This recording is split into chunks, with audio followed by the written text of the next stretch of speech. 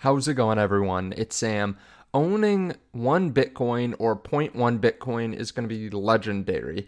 I want to walk you through where Bitcoin's going and give you an idea for just how crazy it will be to own one Bitcoin, while a lot of people have been thinking about the short term, like the next 3 months, 6 months, a year, trying to get in and out of the market. Let's think long term for a few minutes, because it will be very hard to get your hands on one Bitcoin or even 0.1 Bitcoin in the future.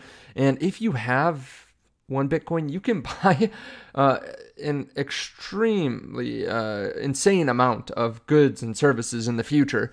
And I've talked about some of these things before, but I want to lay this out for you again. I picked up another keyword, a different word to put in the title, legendary. So I do think it will be legendary. Like, you know, that meme or that little picture where people say, I'm a Bitcoiner, and they have this like basically shack behind them, and they have their one Bitcoin. And then 5 years later, they say, I'm a Bitcoiner, and they have like a normal house behind them. And then people are talking about like how this person's a Bitcoiner and they have a whole Bitcoin and they're like in a castle. That is where we're going. If you have Bitcoin, you will be thought of as a really good investor. If you have one Bitcoin, you will be thought of as like legendary almost. You won't want people to know necessarily.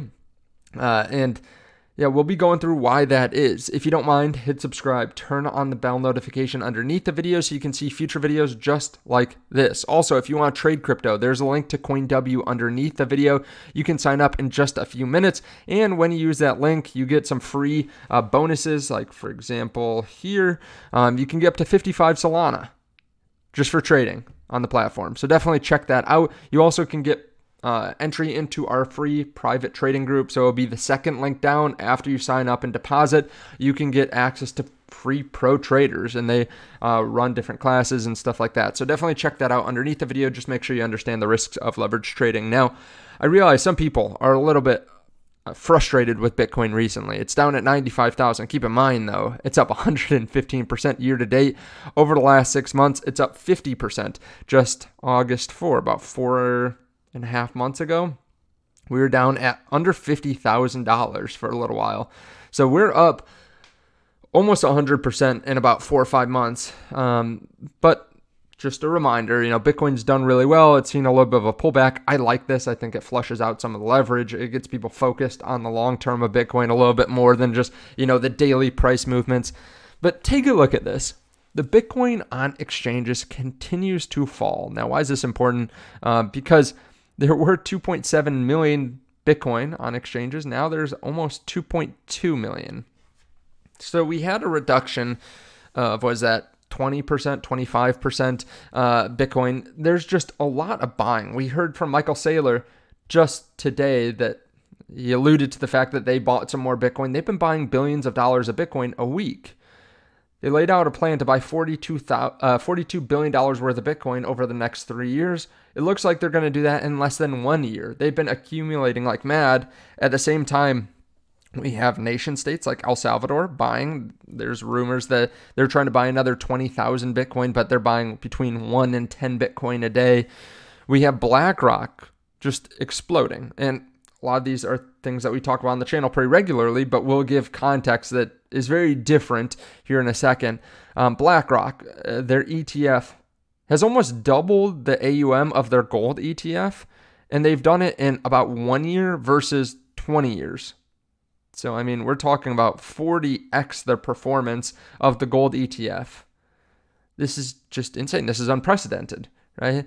Now, less than 7% of the global population is invested in crypto right now, and they'll be invested here soon because MicroStrategy is going to enter the NASDAQ 100, giving people exposure to Bitcoin. Like, you're pretty much forced to buy it if you want to be in the QQQ, if you want to be in the NASDAQ 100, if you want to be in the QQQM, if you want to be invested in some of the top tech companies, you will be buying MicroStrategy, whether you like it or not. Soon, it might be added to VOO as well, into some of the S&P 500 indices.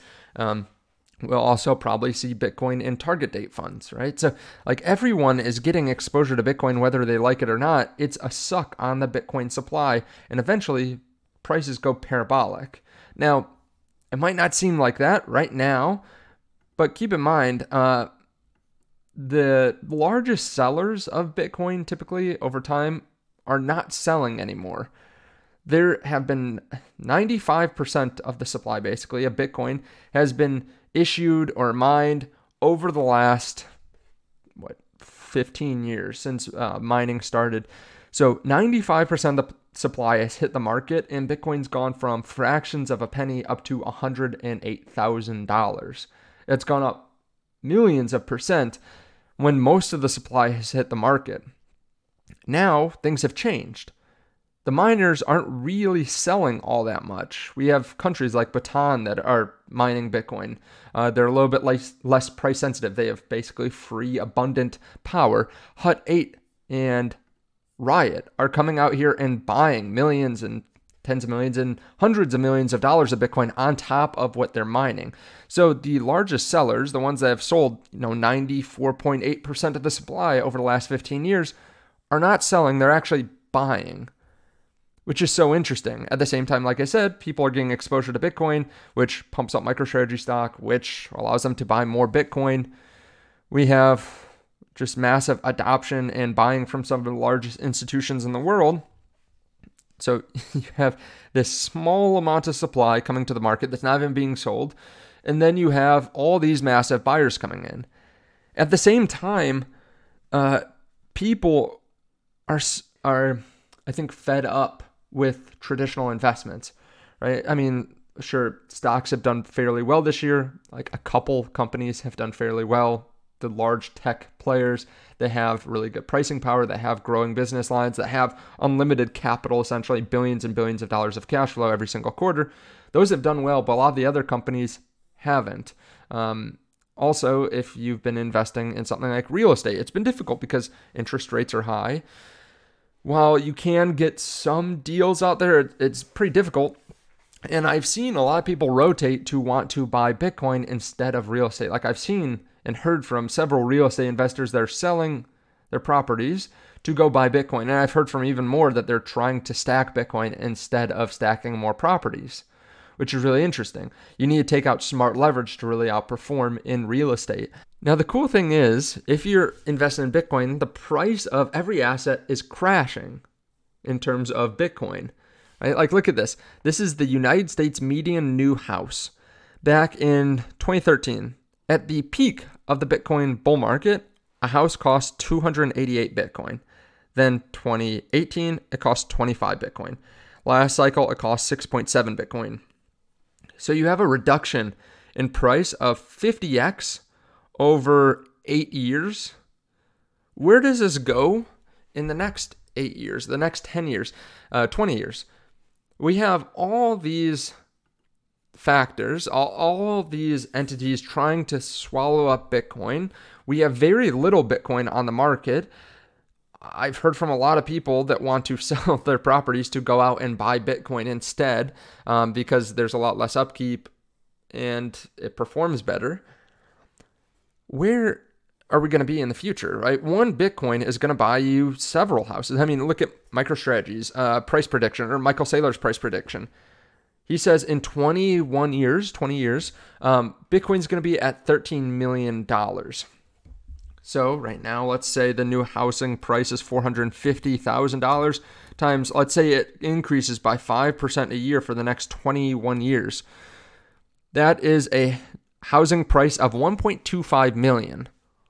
Well, with Bitcoin hitting 13 million, that means that you could buy 10 houses with 1 Bitcoin. 0.1 Bitcoin could buy you a house. A down payment could be 0.02 Bitcoin, and that's without PMI. Like, the fact is, this would be legendary to have a full Bitcoin. You could go out and buy 10 different houses. That's the equivalent of $4.5 million worth of purchasing power in the real estate market today. Think about that. If you were looking at, well, there are some 40 units, some fourplexes around me. They're around this price range, around the average house price. They rent for between $4,000 and $5,000. US dollars. Think about that. If you could buy 10 of these with 1 Bitcoin, you could be, that would be the equivalent of $40,000 to $50,000 in monthly rental income today. How crazy is that? That you could buy 1 Bitcoin today, and in 20 years, that would be the equivalent. You would pay $100,000 today. That'd be the equivalent of $40,000 to $50,000 per month in rental income.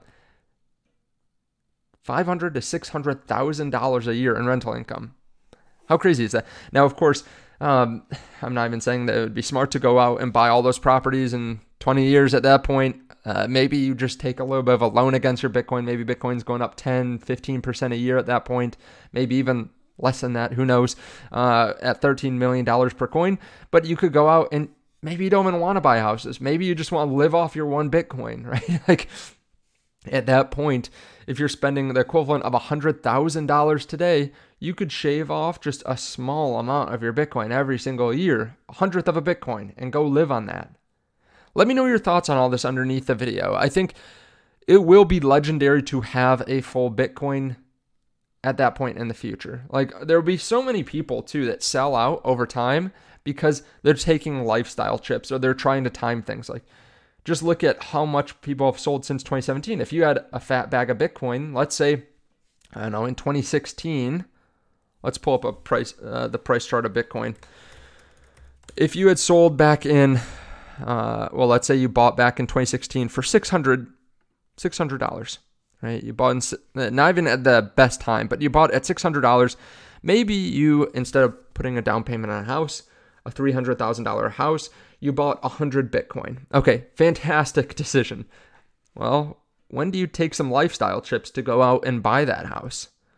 No, do you take them when you're up 10x at 6,000? Do you take them when you're up 100x at 60,000? Do you take them when you're up 150x at 100,000? Like eventually, a lot of people do sell off some of their Bitcoin if they're up significantly. And that's typically what people do in all assets, right? If you put in, let's say you were worth, I don't know, $180,000 at that time, you put in $60,000 into Bitcoin, like you're going 33% Bitcoin. That turns into an insane amount of money when you're up 100x, right? 100x on 60 grand is $6 million and the rest of your portfolio is worth 120,000. So you're 99% Bitcoin at that point. A lot of people start shaving off Bitcoin. That'll be the same thing 20 years from now, right? If Bitcoin's at $10 million, $13 million, we're up, what, 100x from right here? The same thing will happen. If you're 30% Bitcoin, let's say you have $1 million, your $300,000 is going to turn into $30 million. Okay, so again, it will be hard for people to hold on to a full Bitcoin. If they have a full Bitcoin now, they'll probably start shaving it over time. So if you want to take some lifestyle chips over time and you still want to hold a full Bitcoin, like you really have to work hard. You have to get up to maybe 1.5, 2, 3, 4 Bitcoin, or maybe you just say, I'm not going to sell. But eventually, you should probably benefit from your good investments. You probably should buy something, do something fun. But of course, you will have to give up some of that hard-earned Bitcoin unless you can get a yield or take some loans against it, which is a whole different can of worms. Also, think about the people that can buy one full Bitcoin now. Like, it is very difficult unless you have been stacking for a while or have a very strong income. Look at the average millionaire. The average millionaire does not have $1 million liquid, right? A lot of it is in their business or their house or maybe a 401k where they can't really change up the investment options. For one full Bitcoin, you need $100,000. Let's say you're not a millionaire. Let's say you make, I don't know, $100,000 a year. That's a strong income, right? That's above the average median household income. So let's say it's $100,000. Maybe you have $25,000 a year that you can invest. Okay, well, most people don't put that all in Bitcoin. Maybe they put it into the S&P 500. Maybe they buy some tech stocks with it. And then maybe they have, let's say it's even 25% left, or let's call it 30% left. That's $8,000. Okay, $8,000. It would take you now 12 years to buy a full Bitcoin. And the price of Bitcoin continues to go up. So unless you're buying super heavy and you have a good income, or you can rotate a bunch of assets, it's very difficult. What about when Bitcoin hits $1 million? Getting one Bitcoin will be near impossible. You'll need, the average person that has one Bitcoin will probably have $5 to $15 million, like the average person. There are only 1 million wallets with one Bitcoin right now. And of course, there are people that own one Bitcoin via proxies. So they kind of have a whole Bitcoin, but like native one Bitcoin holders, there are 1 million wallets that have that, just about 1 million. And a lot of people have multiple wallets with one Bitcoin. So I'm guessing there are only about 250,000 to 500,000 people that actually have a full Bitcoin. Okay, you're in the top 1% of 1% at that point. It's very difficult. And years in the future, you'll never be able to get to one full Bitcoin if you've waited too long. But it will be legendary for you to be able to hold on to one full Bitcoin. There will also be mistakes over time where people send it to the wrong address, lose their keys, get it stolen, all that kind of stuff. So be ready. Be ready. It's going to be a really interesting next 10, 20 years. I like doing these videos, changing it up, not just looking at the short term, medium term, but looking 15, 20 years out. Let me know your thoughts on this underneath the video. Again, hit subscribe if you want to see future videos like this. Comment down below. Comment what you're drinking today. I'm drinking some espresso and some water, but this is a good bot check to make sure that people are actually real down below in the comments. And again, you can check out the link underneath the video to CoinW in case you want to trade crypto. I'm trading constantly. Like, I have my long-term bag that's the majority of my crypto bag, but then I have a couple percent that I trade around with. It gives outsized returns and also keeps things interesting, helps you work on TA a bit as well, getting in at good times. So definitely check that out down below. Thank you so much. I'll see you all in the next one.